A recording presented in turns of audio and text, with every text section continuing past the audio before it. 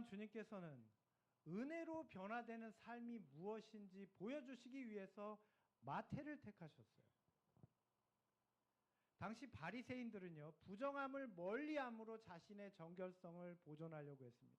그러니까 더러운 건 될 수 있으면 안 보고, 그 다음에 더러운 사람은 안 만나고, 부정한 사람들은 같이 대면하지 않고, 그게 바리새인들이 정결해지는 방법이에요.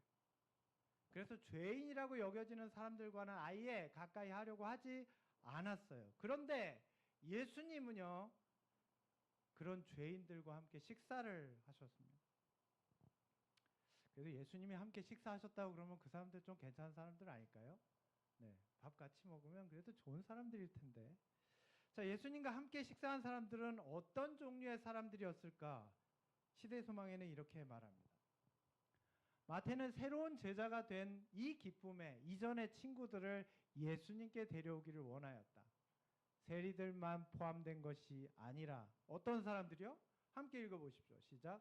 의심스러운 평판을 받고 이웃들에게 배척을 받던 많은 사람들도 포함되어 있었다. 그러니까 한마디로 얘기하면 예수님과 함께 식사한 사람들은 이상한 사람들이에요. 이상한 사람들이 마태가 연 잔치에 많이 왔어요. 그 유유상종인데 그럼 마태도 이상한 사람들이라는 건데 주님께서는 왜 그런 사람들이랑 식사하실까요? 아마 세리들은 그렇게 왔을 거예요. 야, 예수님이 세리들한테도 사람 대접해 주시는구나. 그래서 왔을 거예요. 그런데 더 놀라운 사실을 지금 우리가 봤잖아요.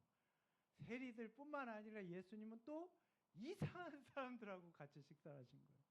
그 동네에서 제일 이상한 사람들, 남들에게 평판 이상한 사람들, 이웃집에 안 두고 싶은 사람, 안 마주치고 싶은 사람, 저 사람이 두부 사면 나는 안 사는 그런 사람.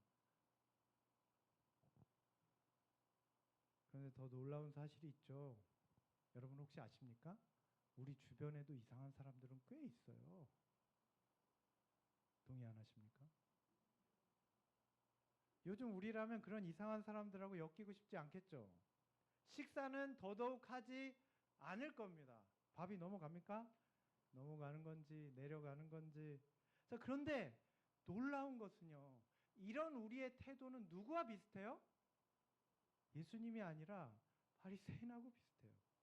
나는 저 사람보다 낫다라는 상대적인 도덕심이 바로 바리사이즘입니다. 내가 저 사람보다 낫다는 거예요. 내가 뭐 좋은 사람이나 나쁜 사람이 어떤 기준이 아니라 저 사람보다는 내가 낫다는 거예요. 그게 당시 바리새인들의 생각이었어요. 바리새인들의 생각을 한마디로 이렇게 얘기합니다. 시대소망이 아주 잘 묘사했어요. 바리새인들은 교훈을 필요로 하기에는 어때요?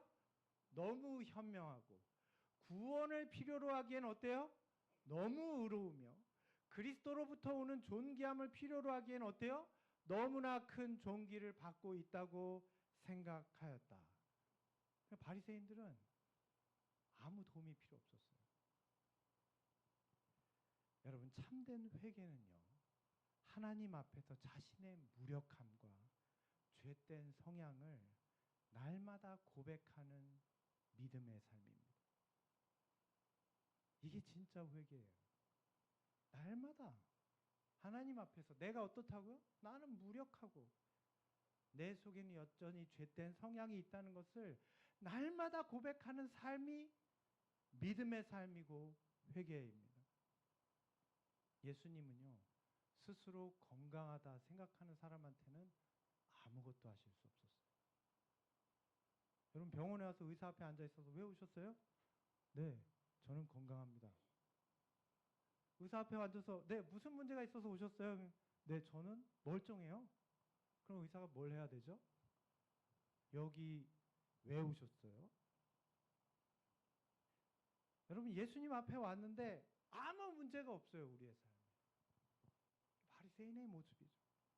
스스로 건강하다고 믿는 사람에겐 주님께서는 아무것도 하실 수 없어요. 스스로 의롭다고 생각하는 사람에게 주님께서 아무것도 하실 수가 없는 것입니다. 누가 오셨는데요? 일단이?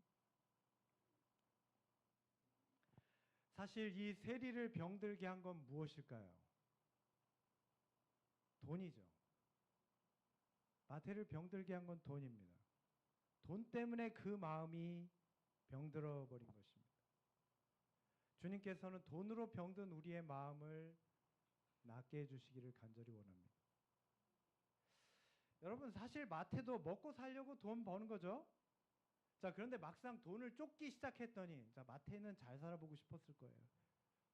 적어도 자기가 가진 것 없지만 여기서 잘 사는 유일한 방법이 뭘까? 택하다가 마지막에 세리였어요. 자, 그런데 막상 돈을 쫓기 시작했더니 그게 아니에요. 어떻게 됐어요? 늘 바쁘고, 늘 긴장되고, 늘 날카롭죠. 한 푼, 두 푼이라는 게 원래 그래요. 당장 느끼지는 못했지만 시간이 갈수록 뭔가 얻은 것 같은데 돌이켜보니까 잃어버린 게 더 많은 것 같아요. 훨씬 많은 거죠. 분명한 건 하나님의 은혜가 전혀 느껴지지 않아요. 하나님의 은혜를 느낀다면 누구라도 감사할 수밖에 없겠죠. 자, 그런데 요즘 우리는요, 이런 감사의 영역이 사라진 것 같습니다. 사람들은요, 내가 노력해서 얻은 것에 대해 감사하지 않습니다. 당연하다고 생각해요. 노력했는데요? 돈을 내고 얻은 것에 감사할 리가 없습니다. 돈 냈잖아요. 배민이 조금만 늦으면 짜증이 납니다. 5분이나 지났단 말이야. 식당에서 음식이 잘못 나오면 당장 환불하라고 난리예요. 돈 냈잖아요. 불평과 짜증이 넘쳐납니다. 우리는 감사와 만족이 없는 세상에 살고 있어요. 왜냐하면 지금 우리가 사는 세상은요, 돈으로 유지되는 관계 속에 살고 있어요. 국가와 국가의 관계가 그렇습니다. 우리가 잘 보고 있죠, 요즘. 돈으로 유지되는 관계예요. 사회적인 관계가 돈으로 유지되고 있습니다. 심지어는 가정에서도 어버이날도 어린이날도, 지난 어린이날 어떠셨어요? 네, 돈으로 유지되는 관계를 혹시 경험하셨습니까? 그럴 때가 많아요. 저도 지난주에 어린이날 그런 비슷한 일들 때문에 종로에 있는 미술관에 다녀왔습니다. 네, 조금 냈어요. 요즘 가장 핫한 미술 전시가 있는데, 이 영국의 현대미술가 데이미안 허스트라는 사람의 전시회가 열리고 있었습니다. 이 진짜 유명합니다. 근데 아무나 가지 마십시오. 아주 충격적이에요. 이 전시물들을 보면서 사람들이 반응이 그래요. 때론 역겹다, 충격적이다. 왜냐하면 이 데이미안 허스트는요, 동물의 사체나 시체를 이용해서 작품을 구성합니다. 모든 게 그런 건 아니고요.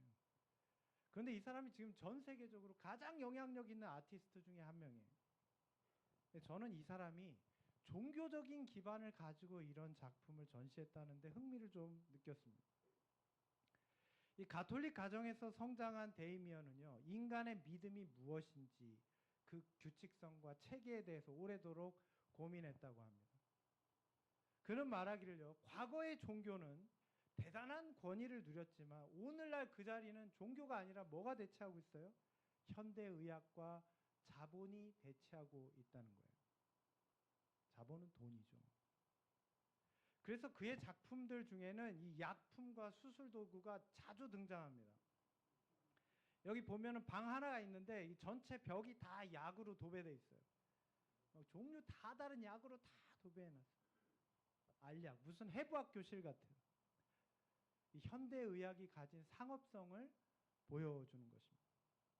왜 그래요? 여러분, 돈이 있어야 치료도 하죠. 돈이 많으면 더 좋은 치료를 받죠. 그리고 더 많은 건강의 혜택과 수명을 누립니다.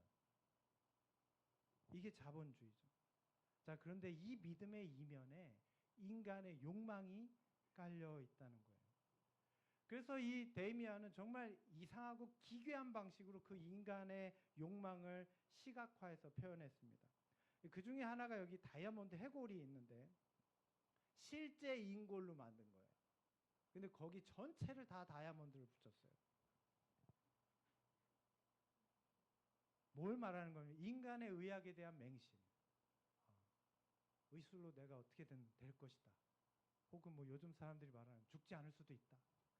그 이면에 깔린 욕망, 어떻게든 자신의 힘과 노력으로 살려고 하는 그의 작품들은요, 인간이 얼마나 자신의 삶과 운명을 통제하고 싶은지,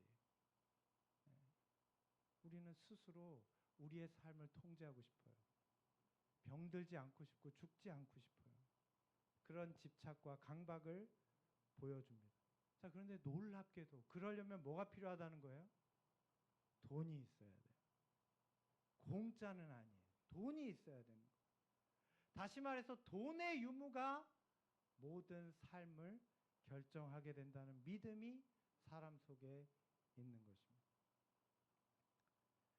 그럼에도 불구하고 데이미안 허스트는 이렇게 말합니다.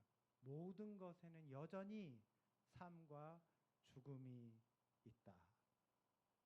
현대의학이 아무리 발전해도요, 인간의 삶과 죽음을 결정할 수는 없습니다.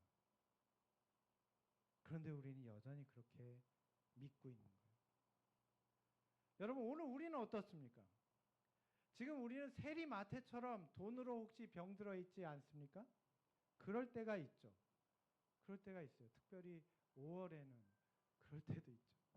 아내도 돈이 필요하다고 하고 애들도 돈이 필요하다고 하는데 아빠는 돈이 없어요. 네, 그럴 때가 있어요. 돈이 우리의 삶을 움직이는 것 같죠. 돈이 우리의 삶과 죽음을 결정하는 것 같아요.